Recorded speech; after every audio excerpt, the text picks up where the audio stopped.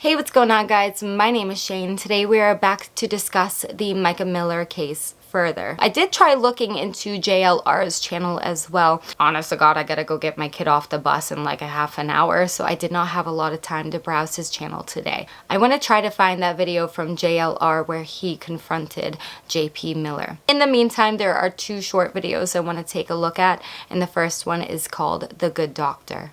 Did Mica Miller struggle with mental health? Did she have bipolar 1 and 2? Did she have schizophrenia? Did she struggle with the idea of taking her own life? I know it's rhetorical, but in my own opinion, I don't believe so. I think, The evidence right there at your feet. Okay, there was a little bit of like theatrics. I get it. Robbie is a good storyteller. He is a fantastic filmmaker.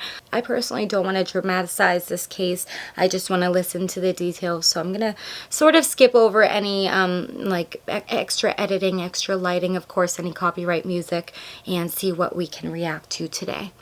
You ready? Yes. It all starts right here. An impromptu ceremony in November of 2017.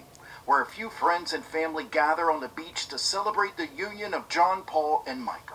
John Paul, do you take Mica, who you now hold by the hand, to be your lawful and wedded wife? They're getting married in a t-shirt, jeans, and I mean, more power to you, but interesting. I believe they had a ceremony. I'll have to look again. I remember Mica was already married once, and she did have a ceremony. I believe maybe the bridesmaids were wearing blue, but that could have been with her first husband too. I also think, didn't they call off the engagement at one point? So maybe they just wanted to save the money and just have something simple with an officiant, some friends and family. Buddy Charles Randall officiate the wedding. And then a few days later, Mica has breast augmentation surgery. A surgery, according to friends and family, that Mica did not want to have, but agreed to do. Okay, yeah. No, I have an opinion on that. Any ladies, man, anybody, don't change your body for anybody, first of all. Now, me personally, I would love breast augmentation, but that's for me. After I had my kiddos, I would love some TLC, but I'm not doing it for somebody. Now, hypothetically, Mica could have said, oh, that's something that I don't want, to friends and family. But then if the offer was put on the table, kind of considered it. But also, it kind of sounds like something that could have been possibly persuaded by JP to have done. At the moment, it's all speculation. We don't know. Do so for the pleasure of her pastor husband. And according to John Paul Miller, as soon as Mica woke up from that surgery, that's when everything went wrong. In text messages sent to me, John Paul says she has a bad reaction to anesthesia and began speaking 2 languages. Oh, that's weird. I'm allergic to anesthesia too. There's a certain type of general anesthetic I can't go under because I had like prolonged... I was in the NICU when I was born because I had an extra ball of skin up one of my nostrils, and that's why my nose is crooked, because they removed it to just let me breathe easier. Anyway, they put me under anesthesia. I didn't wake up.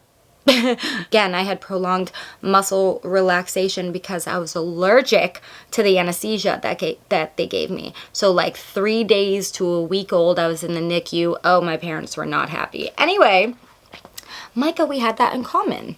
Well, maybe not that specifically, but that's why I'm a little nervous for that possible surgery eventually too. And then, right then and there, she was diagnosed with mental illness. Okay, real quick question. I would assume after a surgery like that, you're given prescription pain medication. Could that have played a role into mental health, or like depression specifically, or even the beginning of a possible addiction? That's strange, or maybe just like a bad reaction to medication. Oh, now I'm a little nervous. Her hospitalization because of mental illness happened just a few days after that. And then once she's out, another wedding. This time on New Year's Eve 2017. That answered my question about the small ceremony. So I guess they just wanted to, oh, you know what? Maybe this is just my own thought, but maybe, hear me out for a second.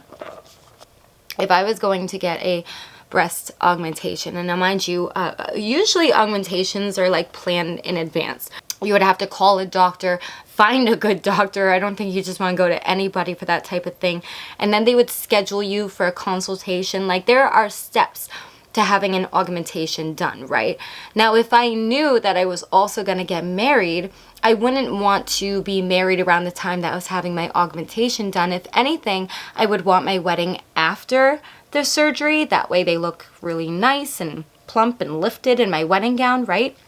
So maybe Mica and JP tied the knot before the surgery, just in a small ceremony, in the comfy clothing, so she felt relaxed. And then when she got the surgery, maybe it gave her like a boost of confidence to just feel great in a wedding dress. I don't know, that's just speculation, but that's kind of what I'm thinking, just based on these timelines. I will just say too, she just had a breast augmentation. I don't know if you caught her gown there, but it's all lace in the front. There's no deep V or scoop neck or anything to kind of show off the new girls. However, she is also a Christian girl, so she's probably trying to keep it modest in what looks like a church. And after that wedding, Mica begins to get help for her new diagnosis. And over the last few weeks, medical documents about those visits have been released. And in the documents, there are some questionable decisions in regards to the care that Mica got. You can see them go up and down on Mica's medications, but her blood becomes borderline toxic. I was just questioning that there was something that possibly went wrong during the surgery, again with like a bad reaction to the anesthetic. It's baffling because Mica was being prescribed low dosage of what she was being given. But don't forget about the interview that I conducted with Angela Clark just a few months ago.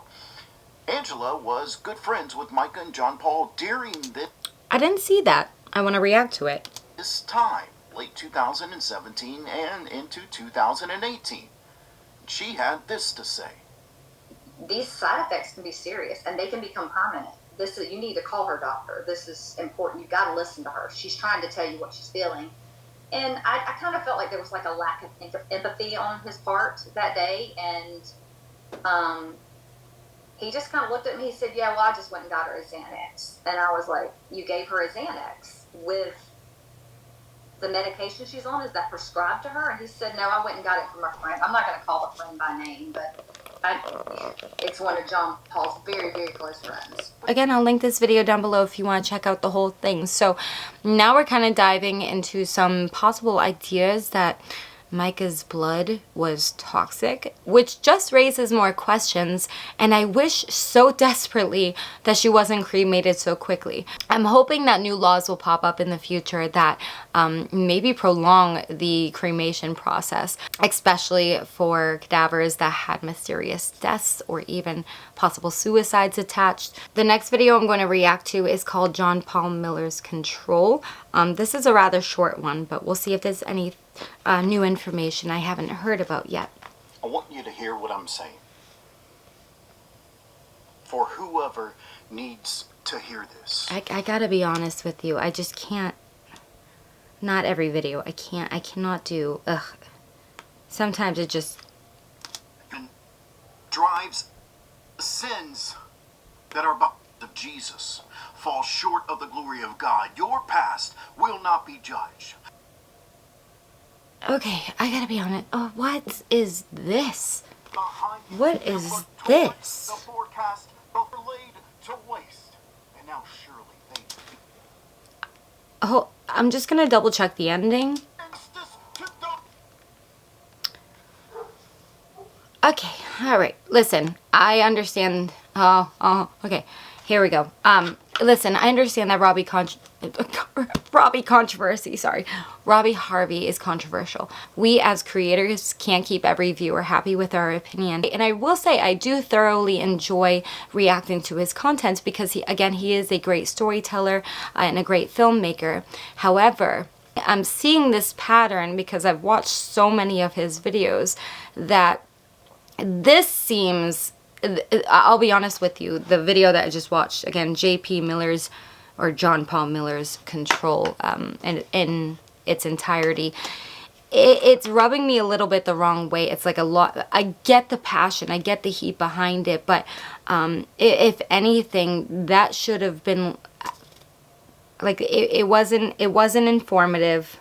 It didn't educate me. It didn't tell us more about the case. It didn't do anything but basically tell how passionate, or it was a lot of passion. It was, at the end, a lot of yelling too. Yeah, I didn't like that last video, I'll be honest. So I don't like every video that a creator makes that I react to. So please keep that in mind. I'm very open-minded to other creators. I do love reacting to JLR as well. And let me know if there's any other cases that have piqued your interest recently that you want me to take a look at as well. Thank you guys so much for watching. If you enjoyed, please go ahead and leave a like. Also, please consider subscribing so you don't miss any new videos.